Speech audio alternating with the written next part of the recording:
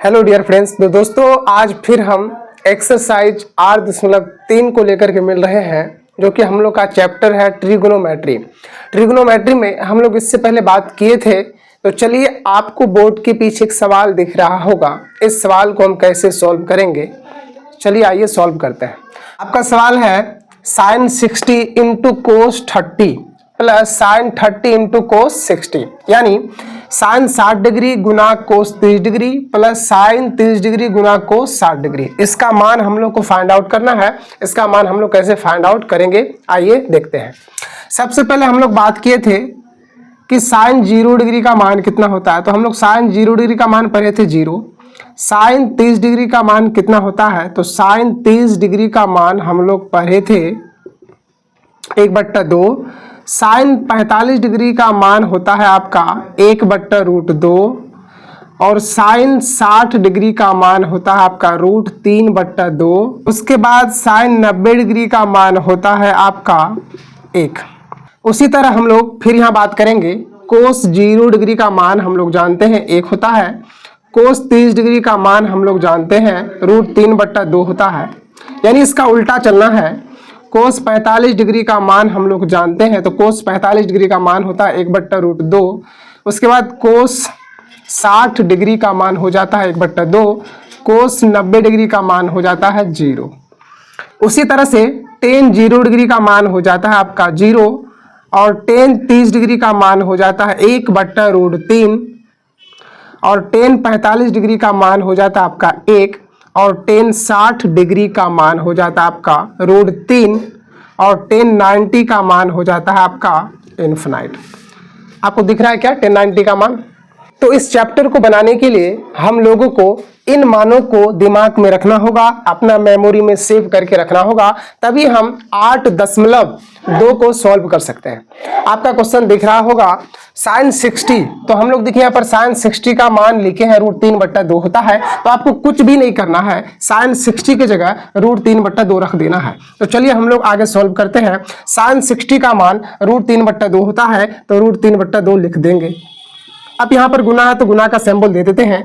cos 30 degree का मान यहाँ पर हम लोग देखे हैं √3/2 होता है, तो √3/2 यहाँ पर लिख देंगे, कोई दिक्कत नहीं होना चाहिए। फिर बीच में प्लस है तो प्लस लिख दिए। sin 30 डिग्री का मान फिर हम लोग पढ़े 1/2, तो यहाँ पर लिख देंगे 1/2। फिर इंटू cos 60 का मान हम लोग पढ़े 1/2, तो यहाँ पर लिख देंगे 1/2। अब देखो दोस्तों, यहाँ पर हम लोग आगे यदि इसको प्रोसीड में ले तो √3 इंटू √3 इक्वल्स टू 3 होता है। बिकॉज वी नो डैट अगर हम रूट वाला संख्या से सेम संख्या को गुना करते हैं तो रूट हट जाता है, यदि सेम रहेगा तब। तो यहाँ पर √3 को √3 से जब हम लोग मल्टीपल करेंगे, गुना करेंगे तो 3 हो जाएगा, और बट्टा में 2 को 2 से मल्टीपल करेंगे तो 4 हो जाएगा। फिर प्लस 1 को 1 से मल्टीपल करेंगे तो 1 हो जाएगा, और बट्टे में 2 को 2 से मल्टीपल करेंगे तो 4 हो जाएगा। यहाँ हम लोग अब एलसीएम लेंगे, तो यहाँ से एलसीएम लेने पर 4 ही होगा, और ऊपर सेम रहेगा 3 + 1 यानी इक्वल टू 4/4 हो जाएगा, बराबर आपका 1 होगा आंसर। बहुत ही आसान चैप्टर है, लेकिन इसको सॉल्व करने से पहले हम लोगों को इन मानों को जरा ध्यान से अपना मेमोरी में रखना होगा, याद करके रखना होगा, तभी आपका हर एक सवाल इजी वे में बनेगा। अगला क्वेश्चन की तरफ बढ़ते हैं। 2 tan square 60 degree 2 tan square 45 degree plus cos square 30 degree minus sin square 60 degree. देखिए बहुत ही आसान क्वेश्चन है, इसको कैसे सॉल्व करेंगे। देखिए यहाँ पर 2 इंटू tan स्क्वायर 45 डिग्री। सबसे पहले हम लोग ये देखेंगे कि tan 45 डिग्री का मान कितना होता है। तो tan 45 डिग्री का मान आपका 1 हो जाता है, तो यहाँ पर 1 और स्क्वायर है तो यहाँ 1 का स्क्वायर लिख देंगे, यहाँ से कोई दिक्कत नहीं होना चाहिए। फिर प्लस है तो प्लस लिख दिए। अब cos स्क्वायर 30 डिग्री, तो हम लोग ढूंढिए कि cos 30 डिग्री का मान कितना होता है। तो यहाँ पर cos 30 डिग्री का मान √3/2 होता है, तो यहाँ पर √3/2 का स्क्वायर कर देंगे। स्क्वायर क्यों कर रहे हैं, क्योंकि यहाँ पर स्क्वायर है, ठीक है। उसके बाद माइनस sin स्क्वायर 60 डिग्री। तो सबसे पहले हम लोग sin 60 यानी sin 60 का मान देखेंगे, तो sin 60 डिग्री का मान बराबर √3/2 होता है, तो यहाँ पर लिख लेंगे √3/2 का स्क्वायर, ठीक है।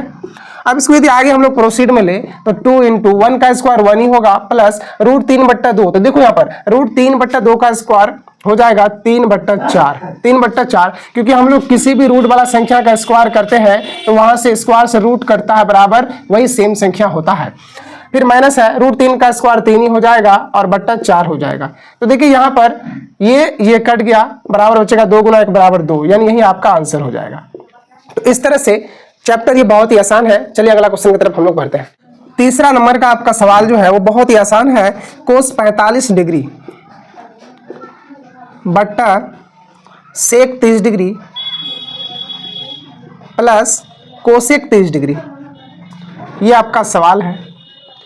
चलिए इसको हम लोग कैसे सॉल्व करेंगे। तो कोस 45 डिग्री का मान इधर कहीं होगा, तो देखिए कोस 45 डिग्री का मान 1 बट्टा रूट 2 है, तो यहाँ पर लिख देंगे 1 बट्टा रूट 2, यहाँ तो कोई दिक्कत नहीं है, फिर बट्टा दे दिए। सेक 30 डिग्री, तो आप लोग सोचेंगे कि सेक 30 डिग्री का मान तो यहाँ पर है ही नहीं, तो आप एक चीज याद रखिए, यहाँ पर सेक का उल्टा कोस होता है, तो कोस 30 डिग्री का मान देखिए, तो कोस 30 डिग्री का मान रूट 3 बट्टा 2 हो जाएगा। तो इसको पलट दीजिए, इसको जब हम पलट देंगे ना तो सेक 30 डिग्री का मान निकल जाएगा।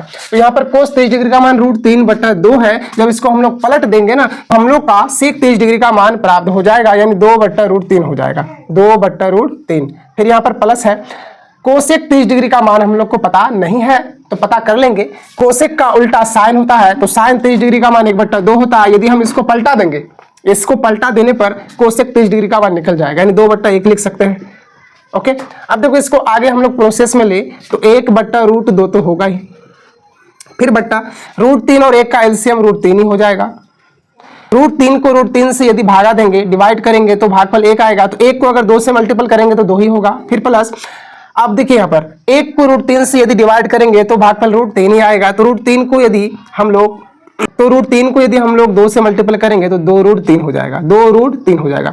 जब इसको हम लोग आगे प्रोसेस में लेंगे तो देखिए सबसे नीचे वाला सबसे ऊपर चले जाता है और बीच वाला से मल्टीपल होता है, तो रूट 3 को जब 1 से मल्टीपल करेंगे तो यहाँ पर रूट 3 हो जाएगा। उसके बाद बट्टा, देखिए यहाँ पर रूट 2 है, इसको ब्रैकेट में ले लीजिए, बचेगा 2 प्लस 2 रूट 3, 2 रूट 3 बचेगा, ये होगा आपका आंसर। लेकिन आंसर आपका बुक में इसी तरह से दिया हुआ नहीं होगा, इसको हम लोग आगे भी सॉल्व कर सकते हैं। आगे कैसे सॉल्व करेंगे देखिएगा, रूट 3 बट्टा, थोड़ा हरेश से लिख लेते हैं, रूट 3 बट्टा रूट 2 को जब 2 से मल्टीपल करेंगे तो 2 रूट 2 हो जाएगा, अब प्लस रूट 2 को जब 2 रूट 3 से मल्टीपल करेंगे तो 2 रूट 6 हो जाएगा। अब देखिए इसका आंसर